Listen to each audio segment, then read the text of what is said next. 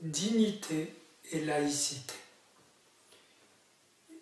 Ce sont deux termes qui peut-être peuvent soutenir une attitude face à une attitude vivable, face à des pièges assez pervers autour de l'islamophobie ou des responsables, islamophobes, pour le coup, reprochent aux gens d'être phobiques de l'islam alors qu'il n'y a pas lieu ni d'être phobique ni d'être antiphobique. Il y a juste à être soi-même et à avoir une certaine dignité. C'est-à-dire, il y a à soutenir que l'islam est très bon pour les musulmans, mais que les autres qui ne le sont pas, c'est pas parce qu'ils ne le sont pas qu'ils sont hostiles, ennemis, agressifs et encore moins haineux envers l'islam. C'est simplement qu'ils ont des principes et le principe de la laïcité me paraît excellent. À ceci près qu'il faut tout de même le préciser. Qu'est-ce que c'est que la laïcité? Et j'ai entendu des définitions incroyables. J'ai entendu un élu musulman de Marseille qui disait que pour lui, la laïcité, c'est la liberté de changer de religion. Et oui, c'est vrai, c'est une liberté beaucoup plus vaste.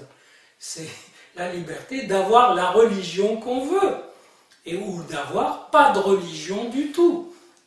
Donc c'est une liberté, c'est un principe qui protège et les religieux et les non-religieux.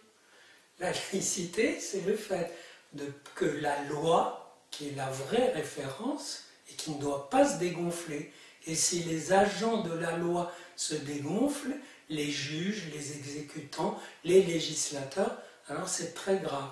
Donc la loi protège l'espace public où évolue le public, elle protège le public des débordements religieux de quelque religion qu'il soit.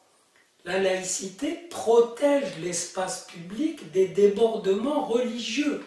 Et certains m'ont dit que la laïcité, c'était ce qui protégeait l'exercice de la religion dans les espaces publics. C'est pas tout à fait ça. L'exercice de la religion se fait dans les lieux de la religion, dans les mosquées, les synagogues, les églises, les temples, mais pas dans l'espace public. Je vous donne un autre exemple. La laïcité doit protéger les religieux des extrémistes de leur religion. Par exemple, protéger des jeunes filles musulmanes qui s'habillent un peu légèrement, les protéger des intégristes qui les traitent de putes. Alors ça, c'est courant. Protéger les gens d'une religion, les protéger de leurs propres extrémistes. Ça, c'est la respiration. C'est ça, la laïcité. C'est que les gens d'une religion puissent la pratiquer comme ils l'entendent eux, et non pas être obligés de s'intégrer dans le cadre défini par les intégristes de cette religion, ou par les institutionnels de cette religion, qu'ils relèvent de l'islam, du judaïsme ou du christianisme. Les gens, même s'ils sont religieux, doivent être libres de cette religion et doivent pouvoir en parler, la critiquer, la laisser critiquer, etc. C'est ça, la laïcité. C'est pas le fait que l'État se déchaîne contre des religions. Non, l'État protège les individus, qu'ils soient religieux ou non, des débordements ou des encerclements ou des pressions venant de la religion, que ça vienne de leur religion ou d'une autre religion. Et bien sûr, ils protègent une religion d'une autre religion qui voudrait la bouffer, la piétiner, l'écarter, etc. C'est ça aussi, la liberté de religion. Autrement dit, il y a un travail de protection. La loi protège ces expressions libres, évidemment, sauf si les expressions en question sont haineuses.